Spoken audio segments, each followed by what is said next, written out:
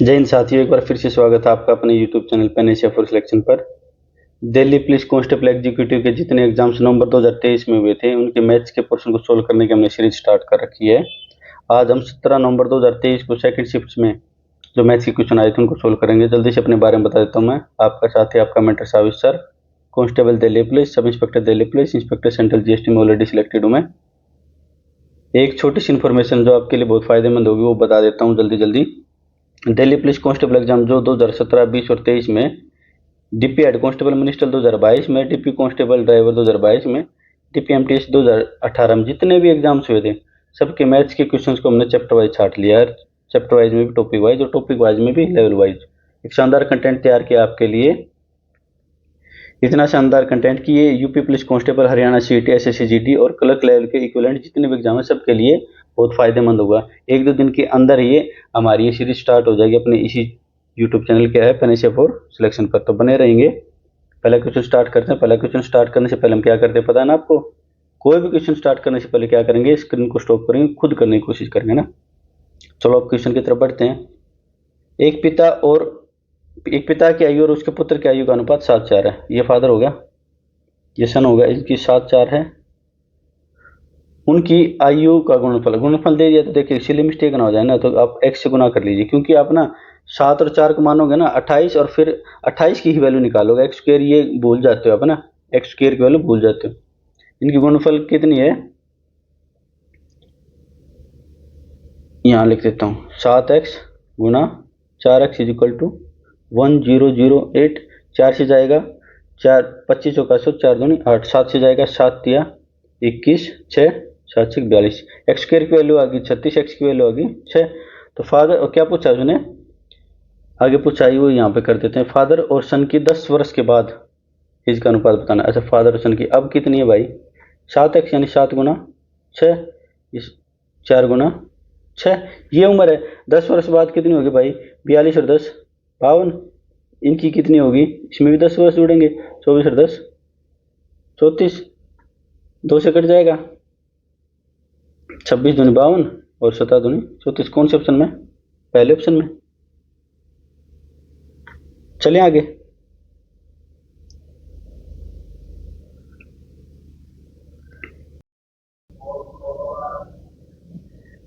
क्या करें, इसमें ये 4 फ्रैक्शन दे दिए तो इनमें सबसे छोटा कौन सा है, स्मॉलेस्ट कौन सा है। अच्छा, क्या कर सकते हैं इसको, 17/21 को क्या लिख सकते हैं डेसिमल में, 21 अठे, पहले तो जाएगा नहीं, 21 अठे 168 2 0, ठीक है। प्रिकॉशन के लिए रिमाइंडर लिख ले यहाँ पे है ना 20, क्या पता 3 डिजिट तक जाना पड़ जाए आगे ना, रिमाइंडर लिख लो। अच्छा, अगला है 9/11 0, 11 अठे 88 2 0, 11 एकम 11, रिमाइंडर लिख लो कितना 9। क्या पता आगे 3 यहाँ जाना पड़ जाए, 16/19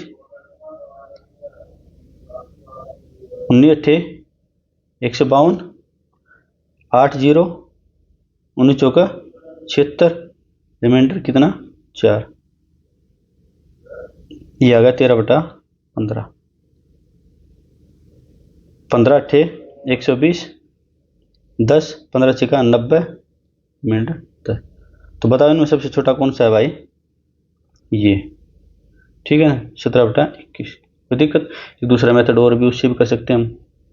उससे उसको समझाने से पहले मैं एक बार छोटी सी बात पूछना चाहूँगा आपसे। ये मेथड 2 हो गया, ये मेथड। अच्छा, एक बात बताओ आप मुझे, 5 और 4 में बड़ा कौन सा है, 5 बड़ा है। इसको अगर मैं 20 से गुणा कर देता हूँ, इसको 20 से गुणा कर देता हूँ, ये 100 ये 80, कोई फर्क पड़ेगा, कोई फर्क नहीं पड़ेगा। अब एक ही बात बताओ मुझे आप, 1/4 और 1/5 में बड़ा कौन सा है। अब की बार 1/4 बड़ा हो जाएगा ना, क्योंकि जितने छोटे नंबर से डिवाइड करोगे उतना नंबर रिजल्ट ज़्यादा बड़ा आएगा ना। तो इसको मान लिया मैंने ये बड़ा है, इसको मैंने 20 से गुणा कर दिया, इसको 20 से गुणा कर दिया, ये 5 ये 4, ये अब भी बड़ा रहेगा। मैं क्या कहना चाह रहा हूँ, अगर किसी नंबर को 2 नंबर के कंपैरिजन कर रहे हैं और उनको किसी सेम नंबर से मल्टीप्लाई या डिवाइड कर देंगे, प्लस माइनस ही नहीं कह रहा मैं, मल्टीप्लाई या डिवाइड कर देंगे, प्लस माइनस में भी हो जाएगा वैसे, तो कोई फर्क नहीं पड़ेगा। जो बड़ा है वो बड़ा ही रहेगा, जो छोटा है वो छोटा ही रहेगा। इसी में अगर मान लिया 17/21 एक बार ले लो, 9/11, कई बार एग्जामिनर फिरकी ले लेता है, 3-3 4-4 डिजिट तक पूछ लेता है ना, या फिर नंबर ऐसे दे देता है जहाँ से डिवाइड करना मुश्किल हो जाता है। तो क्या करो, इसकी क्रॉस मल्टीप्लाई कर दो, क्रॉस मल्टीप्लाई 21 निमा 189, ठीक है, और ये आ जाएगा 17 एकम 17 187। मैंने क्या किया, 21 और 11 का एलसीएम ले लिया और उससे जो इनका डिनोमिनेटर था ना, जैसे 17/21 इसकी गुणा कर दी तो खाली 11 बचेगा ना, इधर खाली 21 बचेगा, तो मैंने क्रॉस मल्टीप्लाई ही कर दी है ना, एलसीएम लेने की बजाय मैंने क्रॉस मल्टीप्लाई ही कर दी ताकि एलसीएम ना लेना पड़े, बार बार ऐसे लिखना ना पड़े नीचे 11 है ना। तो अब क्या करोगे, जो छोटा है वो जिसका प्रोडक्ट छोटा है वो छोटा ही रहेगा, जो प्रोडक्ट बड़ा है वो बड़ा ही रहेगा। तो हमारा ये ऑप्शन एलिमिनेट होगा। अब 17/21 और 16 और 19 की करो है ना, इसकी क्रॉस मल्टीप्लाई करो, 19 133, 13, 19 19 और 13 32, ये आ गया 323, ये आ गया 21 का 126, 12 21 12 21 एकम 21 और 12 33। कौन सा बड़ा है, ये बड़ा है ना, तो इसको फिर काट दो, ये यही बच गया हमारा। फिर कंपैरिजन करो 17 21 और 13 15 की, क्रॉस मल्टीप्लाई करो, 17 पंजे 85, 8 17 एकम 17 8 25। अब इसकी करो, 21 दिया, चलो यही लिख रहे ना, तो यही लिख लेते हैं हम इस क्वेश्चन के लिए। 21 दिया 63 6 21 में 21 और 6 27, फिर ये छोटा आएगा तो यही छोटा आएगा, सब चीज़ को भी एलिमिनेट कर दो। मैं क्या कह रहा हूँ, ये मेथड हो सकता है आपको थोड़ा सा लेंदी लगे अभी, है ना, लेंदी लग सकता है, लेकिन आप मेरा यकीन करो, अगर आप इस मेथड की प्रैक्टिस कर लोगे तो यहीं पर जो ये क्वेश्चन है ना, यहीं पर गुणा कर करके देख लोगे, अच्छा ये है इसका एलिमेंट, ये है इसका एलिमेंट, ऐसे कर करके 15 सेकंड में इस क्वेश्चन को निपटा दोगे ना। बाकी मर्जी आपकी। चलते अगले क्वेश्चन पर। 8 वर्ष का साधारण ब्याज मूलधन के 40% के बराबर, 40% की फ्रैक्शन वैल्यू बता दो आप मुझे।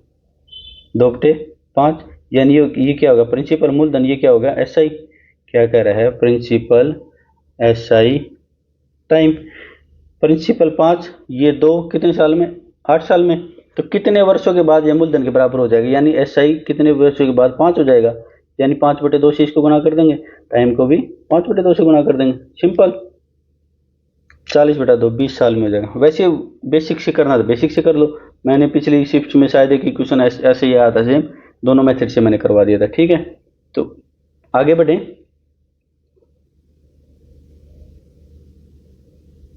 अब स्पीड ठीक है ना, 4 संख्याओं का औसत ठीक है, इनका सम कितना हो जाएगा, सम बताओ आप मुझे। औसत क्या होता है, sum of observations upon number of observations is equal to average, ठीक है, आंकड़ों का योग बटे आंकड़ों की संख्या। अच्छा, इसने सम निकालने तो क्या करेंगे, उन संख्या है ना जितनी भी, उनको उनकी एवरेज से गुणा कर दो, 80, इनमें से एक 26 है, तो बच गए कितने, 60, 54 बच गए ना। अब एवरेज, न्यू एवरेज कितना आएगा बताओ मुझे, 54 है, लेकिन संख्या भी 3 रहेगी अभी, है ना, पहले 4 थी 3 थी, अब कितना आ जाएगा, 18 थी, सिंपल सा।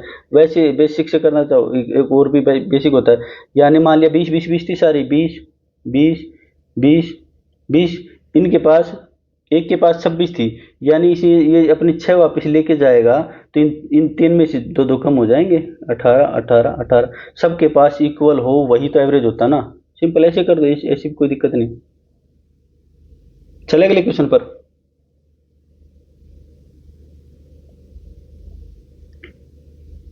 एक मंदिर का शीर्ष एक खोखला अर्धगोलाकार गुंबद है, ये हो गया अर्धगोलाकार, ठीक है, जिसकी आंतरिक त्रिज्या ये इन रेडियस है, चलो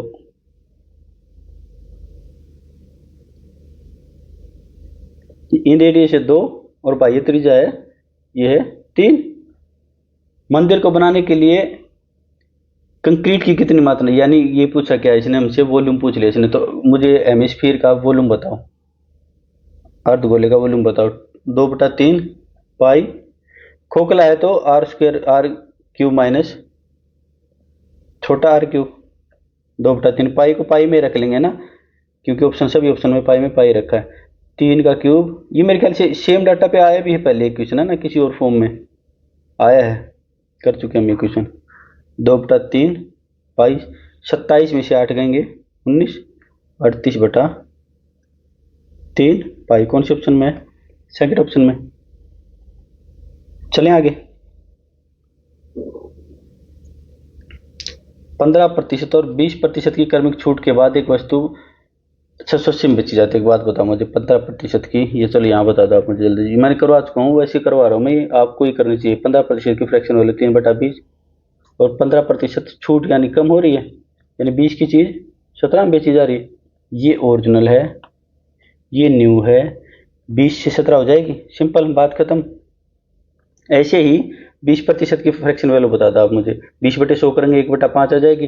कम छूट में कम होती है ना, यानी 5 की चीज़ 4 में हो जाएगी, 5 की चीज़ 4 में हो जाएगी। ये हो जाएगा 100, ये हो जाएगा 68। इस ओरिजिनल, ये इसको MP भी लिख सकते हैं ना, MP पर छूट मिलती है ना, छूट के बाद ये क्या आएगा? SP, विक्रय मूल्य। ये क्या गया है? 680 में बेची गई, यानी इसका 10 गुना, तो इसका भी 10 गुना हो जाएगा। अंकित मूल्य पूछा इसने 1000 रुपये। कौन से ऑप्शन में भाई? बी ऑप्शन में। चलें आगे। एक शिविर में 60 विद्यार्थियों के लिए 18 दिन के लिए खाद्य पदार्थ है, ठीक है। यदि शिविर में विद्यार्थियों की संख्या बढ़ाकर 72 कर दी जाए तो वही, अच्छा डे निकालना। अच्छा एक फॉर्मूला होता है हमारा, क्या होता है? M1D1H1 पौन में W1 equal to M2D2H2। Man, hour, days, work, ये पहले ग्रुप का, ये सेकंड ग्रुप का। वैसे इसकी जरूरत भी नहीं थी, है ना, सिंपल सा है। मान लिया 60 लोग 18 दिन तक आवर नहीं दिए तो मत दे भाई। कितना खाना, कुछ भी यूनिट मान लिया, 1 यूनिट मान लेते, ये खा जाते हैं, ठीक है। मान लिया अब 60 की जगह 72 कर दिए, कितने दिन चलेंगे भाई? D2 की वैल्यू निकालनी। ये फिर से वही सेम है, ये नहीं बताना उससे दोगुना खाना, उससे ज़्यादा खाना, कुछ नहीं बता, इसको मत भी मानो। ये सिर्फ इतना भी कर लोगे, 60 गुना 18 इज इक्वल टू 72 गुना D2, वो भी ठीक है। वो मैं लेके ये पूरा समझाने के लिए मैंने बताया कि कहाँ से 18 चौका 72, 4 से 60 कट जाएगा 15, D2 की वैल्यू आ गई 15। कौन से ऑप्शन में? बी ऑप्शन में। चलें आगे।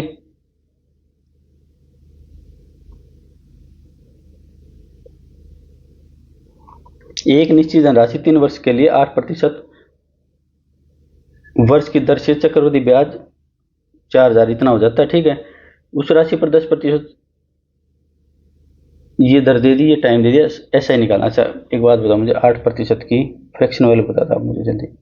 2/25, सिंपल सी बात। अच्छा 8% ज़्यादा की फ्रैक्शन वैल्यू भी बता दो एक बार मुझे, यानी 25 से 27 हो जाएगी। ये हमारा एग्जाम में नहीं करना, ये इसकी इतनी प्रैक्टिस करवा देंगे हम चैप्टर वाइज में कि आपको देखते ही बस, जब चैप्टर आगे करेंगे सोल्व एग्जाम के आसपास, जब हम मॉक टेस्ट लगाएंगे लाइव, तो उसमें ज़रूरत नहीं पड़ेगी। यानी पहले साल 25 से 27 होगी, दूसरे साल 25 से 27 होगी, तीसरे साल 25 से 27 होगी, ऐसे बढ़ती है ना, जीपीएम बढ़ती है ना। अच्छा 25 का क्यों तुम्हें पता है? 15,600। 25, 27 का नहीं पता। 27 का मैंने 109 वगैरह सबका करवा दिया, तो 27 की क्या औकात है? 2 पार्ट में निकाल लो, 7 या 7 का 343, 3 डिजिट तक ले लो, 2 का 8। अब देखो इनको गुना करो, 2 से 14, 14 से 42, 42 की गुना करो 27 से, 27 दूनी 54, 5 108 और 5 113, एक डिजिट छोड़कर लिख दो, 4 3 1 1, ये कितना आ जाएगा? 3 8 6 4 8 19 683। CI में कुछ नहीं करवा सकता, सिर्फ ये क्यूब पे ही हमें फंसा सकता है, वो क्यूब हमें निकालना आता ही है। इसमें से इसको माइनस करेंगे कितना, ये आ जाएगा हमारा CI कंपाउंड इंटरेस्ट। ये है प्रिंसिपल, ये है अमाउंट, ये आ जाएगा हमारा CI। 13 में से 5 गए 8, 7 में से 2 गए 5, 6 में से 6 गए 0, 19 में से 15 गए 4, 4058। इतना ही हमें दिया है, यानी इसका 1 गुना। देखो इतना ही दिया था ना हमें, 4058 नहीं दिया था, तो हमारा प्रिंसिपल कितना हो जाएगा? इसका भी 1 गुना हो जाएगा, 15,625। अब आते हैं हमारी सेकंड क्वेश्चन पर। एक ही क्वेश्चन में 2 क्वेश्चन पूछ लिए इसने कि 10% की दर से और 4 वर्ष का टाइम दिया, SI कितना आ जाएगा? SI का फॉर्मूला बता दो आप मुझे जल्दी से। PR/100 मूलधन गुणा दर गुणा समय बटे 100। प्रिंसिपल है 15,625, रेट है 10% और टाइम है 4 साल। 2500 का 100 और ये हमें पता 25 का स्क्वायर 625 क्यूब था ना ये, इसलिए 4 से 4 कट गया 6250। कौन से ऑप्शन में देखेंगे जल्दी से? 6250। अच्छा ये भी देख लेना, जैसे मुझसे मिस्टेक हो गई थी ये, जल्दी से 6250 है, ये भी 6520 605 लगभग आपस में ही इनको सफल कर रखा है डिजिट्स को ना, कि पूरा क्वेश्चन ठीक करके सोल्व करके आप और फिर घर आकर देखो कि भाई ये तो बस बहुत बड़ी गलती होगी, ये क्या होगा, ब्लंडर हो गया है ना। क्वेश्चन निकाल के इत्मीनान से 1-2 सेकंड के लिए दूसरे ऑप्शन को भी देख लिया और जल्दी जल्दी, है ना। तो चले अगले क्वेश्चन पर। क्या कह रहा है? एक वस्तु का विक्रय मूल्य इसके क्रय मूल्य से 15% अधिक है। चलो एक बार जल्दी से बता देता हूँ मैं। 15% की फ्रैक्शन वैल्यू 3/20 और 15% ज्यादा बेचा गया ना, तो यानी 20 से 23 सीपी एसपी, यानी 20 की चीज 23 में बेचेगी, कितना फायदा होगा भाई? 3 रुपए का। 3 रुपए का नहीं कह रहा ये कह रहा है 25 रुपए का फायदा होगा, यानी कितना? 25/3 गुना। तो क्या पूछा गया? विक्रय मूल्य। विक्रय मूल्य को 25/3 से गुना करेंगे हम। 25/3 75, 7 25 दूनी 50 और 7 57/3। 3 एकम 3 2 3 निम 27, 1 9 सिर्फ यही ऑप्शन है ना, फिर भी पूरा कर लेते हैं। 3 एकम 3 फिर 6 7, ठीक है। ये आ जाए, कोई दिक्कत कोई परेशानी इसमें? चले अगले क्वेश्चन पर।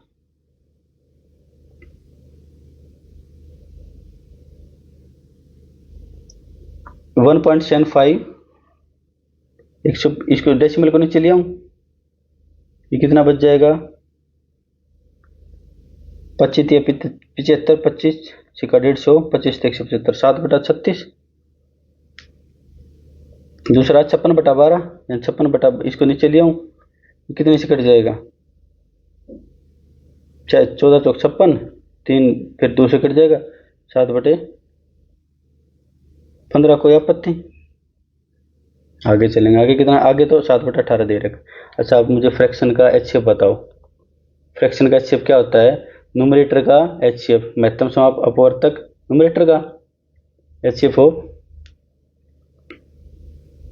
अंशों का एचसीएफ और एलसीएम ऑफ डिनोमिनेटर आरओ का एलसीएम, लघुत्तम समाप अपवर्तक। तो इसका निकालेंगे, इसका कितना आ जाएगा? एचसीएफ तो आ जाएगा ऊपर से देखो 7 का 7 ही आ जाएगा, और इसमें 18 36 15। अच्छा इसमें क्या करेंगे, या तो जल्दी करके दिखा दो, नहीं तो मैंने बता रखे जो सबसे बड़ा उसका पहाड़ा पढ़ना शुरू कर दिया। 36 दूनी 72, 72 से 18, तो अच्छा 18 और 36 का तो 18 ही आ गया। अब हमें देखना है 36 का और 15 का। 36 या 108 नहीं, 36 चौका 144, 36 में 180 आ गया, ठीक है। कोई आपत्ति नहीं। अगर वैसे बिल्कुल बेसिक से करना है अपना उस लाइन मेथड से तो उससे भी कर लो, कोई दिक्कत नहीं। 7/180 भी। चले अगले क्वेश्चन पर।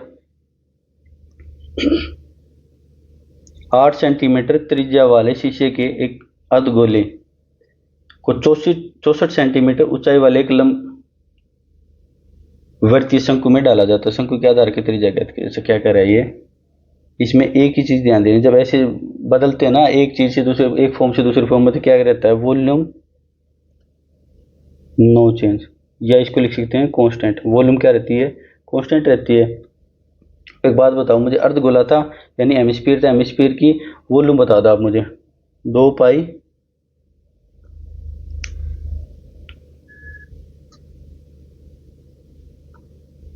Are cube. इसकी क्या होती है? किसमें शंकु में डाला जाता है ना, 1/3 पाई आर स्क्वायर एच। 3 से 3, पाई से पाई कट जाए, ठीक है। आर की वैल्यू कितनी दे रखी है? 8 8 8। आर स्क्वायर की कितनी दे रखी है? आर स्क्वायर तो निकालना हमें 64। एच की वैल्यू 8 दूनी 16 चौक 64, 4 दूनी 8, यानी आर स्क्वायर की वैल्यू आ गई 16। तो आर की वैल्यू कितनी आ जाएगी हमारी? 4 सेंटीमीटर। कोई दिक्कत कोई परेशानी? बी ऑप्शन में। 4 सेंटीमीटर। चले अगले क्वेश्चन पर। अच्छा, ये फैक्टर्स में दे दिए। तो पहला नंबर क्या दिया भाई, कंसाइज वे में लिख लो इसको, 2 की पावर 2 गुना 3 की पावर 2 गुना 5 की पावर 1 और 7 की पावर 2 गुना 11 की पावर 1। ठीक है। नंबर 2 क्या दे दिया भाई, 2 की पावर 1 3 की पावर 2 और 5 की पावर 1 7 की पावर है नहीं 11 की पावर 1। नंबर 3 क्या दे दिया, 2 की पावर 1 3 की पावर 2 5 की पावर 1 7 की पावर 1 11 की पावर 1। ठीक है। नंबर 4 क्या दे दिया, 2 3 की पावर 2 5 की पावर 2 7 है नहीं 11 की पावर 1। नंबर 4 क्या दे दिया, 5 2 की पावर 1 3 की पावर 1 5 की पावर 1 7 की पावर 2 11 की पावर है नहीं। तो एलसीएम क्या निकालेंगे, जिस भी नंबर की सबसे बड़ी पावर जिसमें जहाँ भी है उसको उठा लो। 2 की पावर सबसे बड़ी कहाँ है, 2 की पावर 2 यहाँ है। 3 की पावर सबसे बड़ी कहाँ, 3 की पावर 2 है। 5 की पावर सबसे बड़ी कहाँ है, 5 की पावर 2 है। और 7 की पावर 2 है। अच्छा, एचसीएफ निकालना है, एलसीएम नहीं भाई, एचसीएफ निकालना में। तो एचसीएफ में क्या करेंगे, जो सबसे कम है ना उसको निकालो। कॉमन, सिर्फ कॉमन, 2 की पावर 2। एलसीएम में सबसे ज्यादा जो बड़ी है उसको, और जो कॉमन नहीं भी उसको भी लेते हैं ना। एचसीएफ में क्या करते हैं, सिर्फ जो मिनिमम पावर कॉमन होती है, कॉमन। ठीक है। 3 की पावर यहाँ पे 1 है, मिनिमम लेनी है ना। 5 की पावर 1 है। 7 आधों में है ही नहीं, 11 आधों 1 में है ही नहीं, तो ये आ जाएगा 15 5 15 15 दूनी 30। ठीक है। क्या करना है, ये जो सारा कर रहे हैं ना ये आपको नहीं करना। ठीक है ना। आपको सिर्फ यहाँ से देखते चलना है, 2 पावर यहाँ है 1 यहाँ है, तो 1 1 1 1 सीधा 2 लिख लेंगे। ठीक है। एग्जाम के अप्रोच बता रहा हूँ मैं आपको। ऐसे 3 को ले लेंगे, 3 की पावर 2 2 2 यहाँ पे 2 यहाँ पे 1, यानी 3 की पावर 2 भी नहीं 1 ही लेंगे। अब 3 की पावर ले लेंगे। फिर 5 देख लेंगे, 5 की पावर 1 है, बस ये चेक कर दो सब में 5 है यानी 5 ले लेंगे। 7 इसमें नहीं है तो 7 को भूल जाओ। 11 इसमें नहीं है तो इसको भूल जाओ। ये तो मैंने बिल्कुल बेसिक आपके नोट्स बनवाने के लिए लिखा है ना। चले अगले क्वेश्चन पर।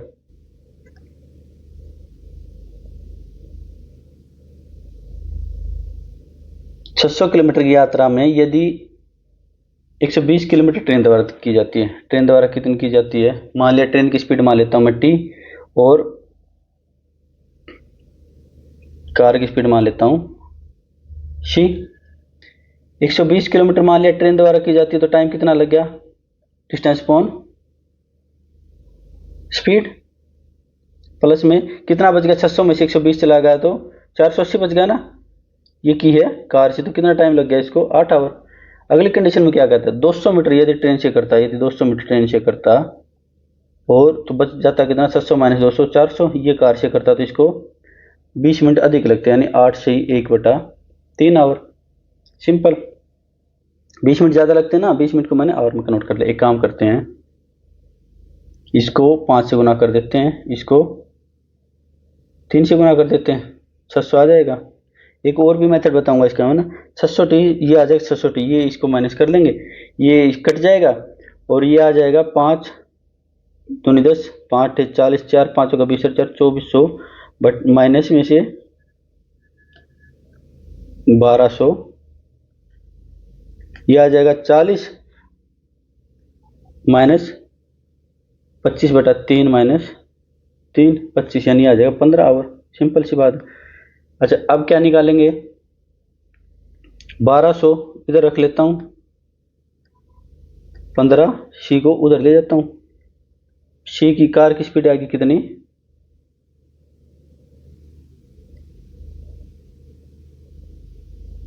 80। कार की स्पीड आ गई हमारे पास 80 किलोमीटर पर आवर। किसी भी एक इक्वेशन में रख दो, मान लिया पुट 1 इन इक्वेशन 1 में रख दिया, इसमें रख दिया, ये इक्वेशन 1 थी, ये इक्वेशन 2 थी, इसमें रख दिया, तो 120/t 480 बटे कार की स्पीड कितनी थी 80 = 8 आवर।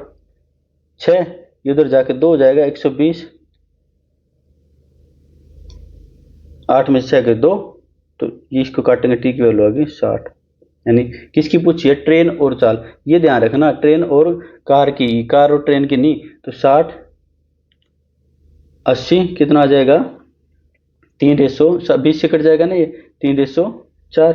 ये ध्यान रखना आपको बस, है ना, कि मतलब पूरा सोल्व करके और लास्ट में, अच्छा इसने ऑप्शन में दिया नहीं, वैसे 4 3 भी दे देता।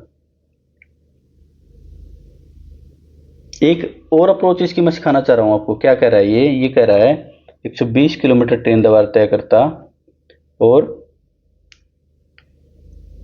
बच गया कितना? 480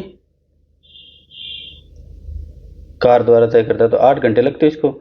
ये 200 किलोमीटर, थोड़ा सा ये दिमाग की कैलकुलेशन लगेगी इसमें, है ना, इसमें पेन नहीं चलेगा, ये तो बस वैसे ही सिखा रहा हूँ मैं कार।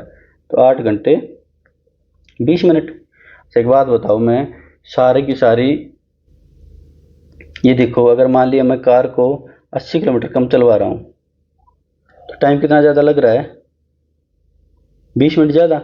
अगर मैं इसको 80 करके 5 बार और कम करवा दूँ, तो 5 बार और 20 मिनट ज़्यादा लगेंगे, सिंपल सी बात। और ये 600 की 600 चल जाएगी, किससे? ट्रेन से। समझ रहे हो ना मैं क्या कह रहा हूँ? मैं ये कह रहा हूँ कि देखो यहाँ पे पहली इक्वेशन से दूसरी इक्वेशन में 480 किलोमीटर थी कार से, दूसरी इक्वेशन में 80 किलोमीटर कम चल गई, तो 20 मिनट ज़्यादा लग गई। तो मैं इसको जीरो चला देता हूँ, कार को बिल्कुल जीरो चला देता हूँ, मान लिया 5 गुना और कम कर देता हूँ, तो कार की जीरो आ जाएगी, जीरो आ जाएगी ना।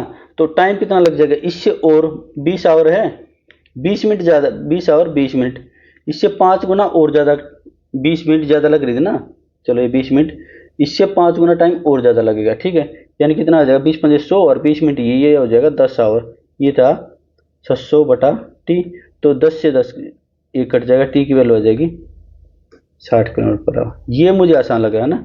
अब यहाँ पे करेंगे हम किसका, किसी भी एक इक्वेशन में रख देंगे।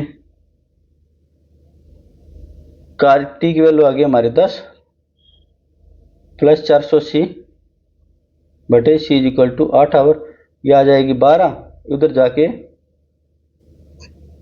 अरे 10 नहीं भाई 60 है, ये आ जाएगी 2, थोड़ा सा ध्यान दिया करो ना। और ये आ जाएगी कितनी? 480 बटा सी, उधर जाके 6 हो जाएगी, 480 बटा सी 6, 8 में से 2 गए 6, और सी की वैल्यू आ जाएगी 80। अब पूछा किसका था? ट्रेन और कार का। 60 और 80, 3:4। ठीक है, ऐसे कर लो। ये मुझे ऐसा, ये अभी समझाने के लिए कर रहा हूँ मैं, ये आप करोगे दिमाग कि 80 किलोमीटर कम कर देंगे कार की चाल को। इसको भी बढ़ा सकते हैं, यहाँ से भी कर सकते हैं हम, इससे भी कोई दिक्कत नहीं है ना, कि 80 मीटर बढ़ा गया तो और 80 मीटर 80 करके 600 तक ले जाओ, इससे भी बढ़ जाए, कोई दिक्कत नहीं, ठीक है। चलिए अगले क्वेश्चन पर।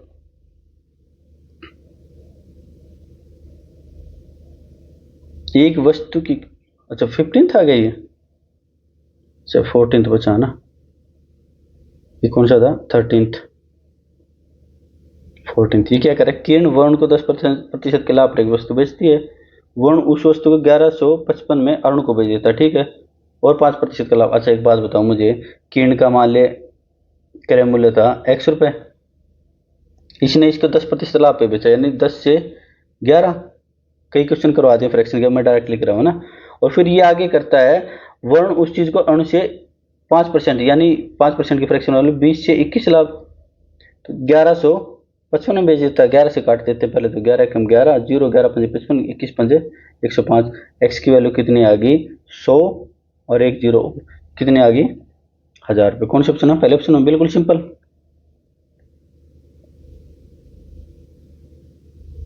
एक वस्तु की कीमत में 22% की वृद्धि है, ठीक है, इसके उपभोग को कितने प्रतिशत कम किया जाना चाहिए ताकि कुल वैसे मान रहे? अच्छा प्राइस कितना बढ़ गया भाई? मैंने पहले भी करवा रखा, 100 से 122, यानी 50 से 61। अच्छा कंजप्शन को कितना कम किया जाना चाहिए? इसका रिवर्स लिख दो, 61 और 50। पहले करवा रखा मैंने, पूरा प्रिंसिपल बता रखा है इसका कि क्या क्यों होता है। कितना कम हो जाएगा भाई? 11। ये मान लिया ओरिजिनल थी, ये न्यू थी। 11 कितने पर कम हुआ भाई? 61 पर। तो 100 पर कितना होगा? ये परसेंटेज आ जाएगा, 1100 बटा 61,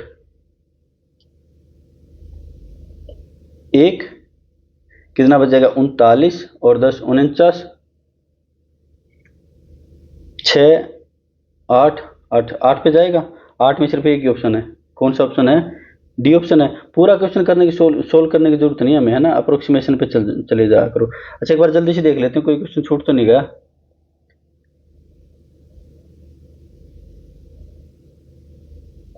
अच्छा ये हो गया, पहला हो गया, दूसरा हो गया, तीसरा हो गया, चौथा हो गया, पांचवा हो गया, छठा हो गया, सातवां, आठवां, नौवां, 10वां, 11, 12, 13, 14, 15। ऑनलाइन स्क्रीन में ध्यान नहीं रहता कई बार। अच्छा ये हमारा फिर से एक बार जल्दी जल्दी बता देता हूँ मैं, ये जो भी एग्जाम है ये हमने इनका कंटेंट तैयार किया है चैप्टर वाइज, फिर टॉपिक वाइज और लेवल वाइज, है ना। ये जो जीपी पुलिस कांस्टेबल हरियाणा सीटी एसएससी जीडी और क्लर्क लेवल के जितने भी इक्विवेलेंट एग्जाम है सबके लिए बहुत यूजफुल रहेगा। एक छोटी सी रिक्वेस्ट आपसे फिर करना चाहूँगा मैं, आपको पता है हम ये ज़्यादा रिक्वेस्ट करते नहीं कि लाइक शेयर सब्सक्राइब करें, लेकिन इससे मेरा मोटिवेशन बढ़ेगा, मेरा हमारे चैनल की जो ग्रोथ है वो ज़्यादा होएगी। तो अपने साथी जो करीबी हैं, बिल्कुल करीबी साथी हैं, और अपने रिश्तेदारों में जो भी आपके साथ तैयारी कर रहे हैं आपकी उम्र के लोग, बच्चे, उनसे आप रिक्वेस्ट करेंगे कि हमारे फाइनेंशियल फॉर सिलेक्शन चैनल को सब्सक्राइब करें और इसको और ग्रो करवाएं, है ना। और जो भी है अपना फिजिकल वगैरह की तैयारी करें, और जो पीडीएफ चाहिए तो फाइनेंशियल फॉर सिलेक्शन हमारा ग्रुप है टेलीग्राम पर, इस पर जा सकते हैं आप। सारी पीडीएफ डाल दी है हमने, जो नहीं डली हूँ आज डाल देंगे, और अपने ग्रुप को चैनल को ज्वाइन कर लें और अपने यूट्यूब चैनल को सब्सक्राइब कर लें, ठीक है। तो फिजिकल की तैयारी करते रहिए, पढ़ते रहिए, और आपसे विदा लेने का टाइम आ गया है, विदा लेते हैं। जय हिंद साथियों।